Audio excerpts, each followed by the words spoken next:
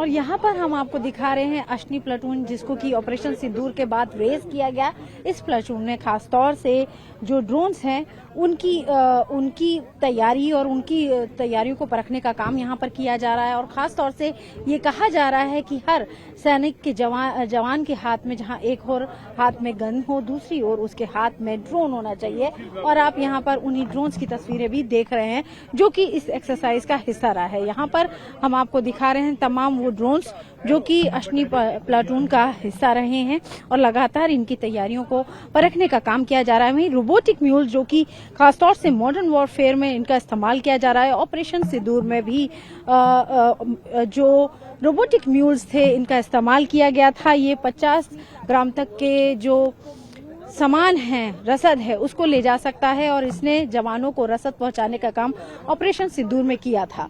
और जिस तरीके से यहाँ से पाकिस्तान बेहद नजदीक है, तो ऐसे में भारत अपनी तैयारियों को परख रहा है। और ये T-90 टैंक जो कि भारतीय सेना की रीढ़ कहा जा सकता है, ग्राउंड पर बैटल जब लड़ी जाती है तो जमीन पर कब्जा करने का काम ये टैंक्स और जो पैदल जवान हैं वही करते हैं। और T-90 टैंक्स खासतौर से ये हमारी भारतीय सेना के पास अभी सबसे ज्यादा संख्या में, हम कहते हैं 1000 से 1200 तक T-90 टैंक है। लगातार इन्हें अपग्रेड किया जा रहा है, इनके इंजन को भी और ज्यादा एडवांस बनाया जा रहा है ताकि ये हर तरह के बैटलफील्ड में आसानी से दौड़ सकें और मजबूती के साथ आगे बढ़ें। तो जिस तरीके से पाकिस्तान यहाँ से बेहद नजदीक है और ऐसे में भारतीय सेना अपनी तैयारियों को परख रही है, उनको निखार रही है। और T-90 टैंक ये आप सामने जो इसके आगे ये जो एक तरीके का एक्सटेंशन देख रहे हैं, अगर जमीन पर दुश्मन ने कोई माइंस बिछाए हुए हैं तो उनको भी निकालने का काम, यानी कि जमीन से उखाड़ फेंकने का काम भी ये T-90 टैंक्स करते हैं। इसमें 60 mm जो है वो गन्स लगी हुई हैं और खास तौर से ये आप जो तोप है 125 mm गन्स है जो कि दुश्मन पर अटैक करने का काम करता है और करीब 6 से 7 किलोमीटर तक दुश्मन को ये डिस्ट्रॉय कर सकता है।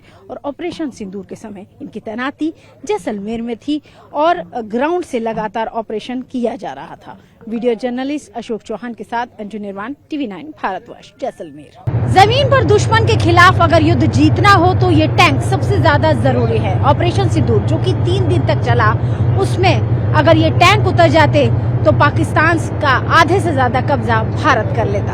अभी हम यहाँ पर इस टैंक पर चढ़ के दिखाते हैं आपको और ये किस तरीके से चलता है, इसकी मोबिलिटी कैसी है, इसकी स्पीड कैसी है और इसकी फायर पावर कैसी है। सारी तस्वीरें आपको दिखाने की कोशिश करते हैं यहाँ मरुस्थल से, जैसलमेर से। और इस वक्त हम T-90 टैंक के ऊपर मौजूद हैं और ये T-90 टैंक भारत का सबसे जरूरी, भारतीय सेना का सबसे जरूरी हथियार है।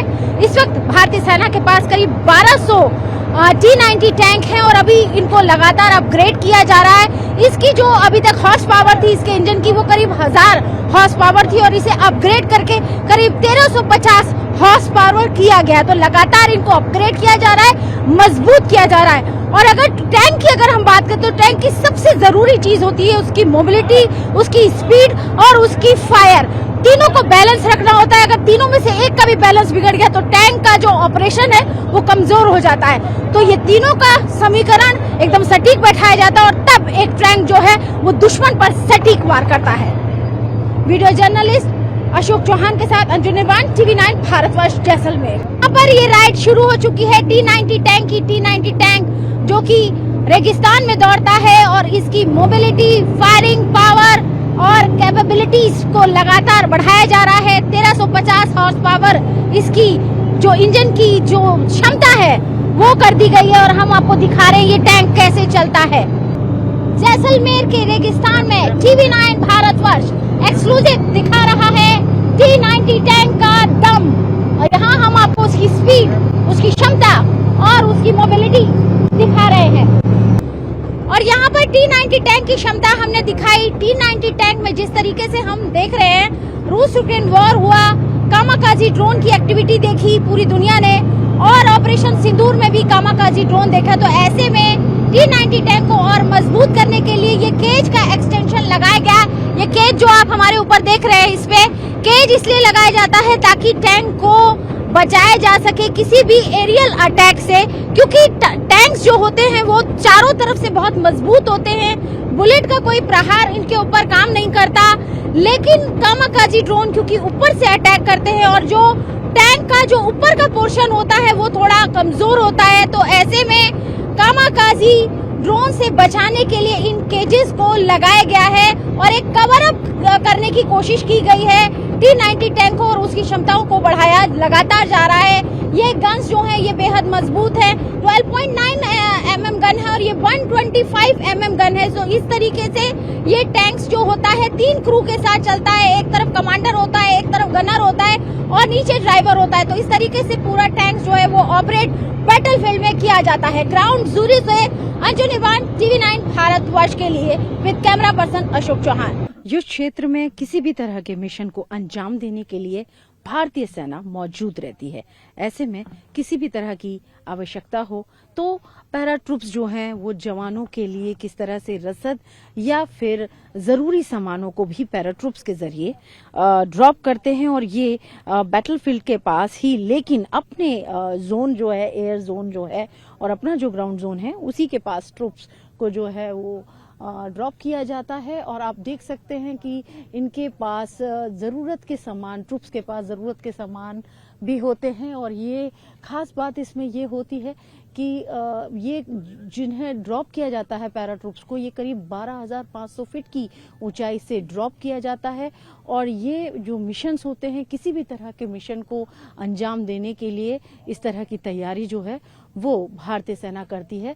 आप देख सकते हैं कि जो कमांडोज हैं पैरा ट्रूप्स के, वो आसमान में जो हैं वो फ्लाई करते हुए दिखाई दे रहे हैं और थोड़ी देर में ये ग्राउंड पर आते हैं। लेकिन इसके साथ ही आपको दिखाई दे रहा होगा कि ग्राउंड पे अगर जरूरत हो हथियारों की, रसद की, असला बारूद की, तो उन्हें भी कैसे ट्रूप्स के पास पहुंचाया जाता है हवा के जरिए, ये तस्वीर दिखाने की कोशिश यहाँ पे की जा रही है। तो बैटलफील्ड में हमारे जवान कैसे स्थितियों से निपटते हैं, किसी भी तरह की चुनौती से निपटने के लिए हर तरह की तैयारी, हर तरह की चुनौती जो है वो ये करते हैं। हालांकि ये ऑपरेशन अपने आप में बहुत इंपॉर्टेंट होता है और क्योंकि ये ट्राई सर्विसेज एक्सरसाइज हो रही है तो इसमें EN-32 एयरक्राफ्ट से, जो कि भारतीय वायुसेना का एयरक्राफ्ट है, उसका इस्तेमाल करते हुए हमारे जो पैरा ट्रूपर्स हैं और जो पैरा कमांडर्स हैं वो जो हैं वो आसमान से नीचे जमीन पर आते हैं। लेकिन आप ये तस्वीर जो है वो सीधी तस्वीर देख सकते हैं कि जरूरत का सामान, रसद, असला बारूद, कोई भी चीज जो है उसको अगर एक लोकेशन से दूसरी लोकेशन पहुंचाना हो तो ये पैरा ट्रूप्स का इस्तेमाल किया जा सकता है। और ये पैरा ड्रॉप्स जो हैं वो इसका इस्तेमाल ऑपरेशन ग्राउंड में, ऑपरेशन जीरोज में किया जाता है। वीडियो जर्नलिस्ट अशोक चौहान के साथ अंजू निर्वाण, TV9 भारतवर्ष, जैसलमेर।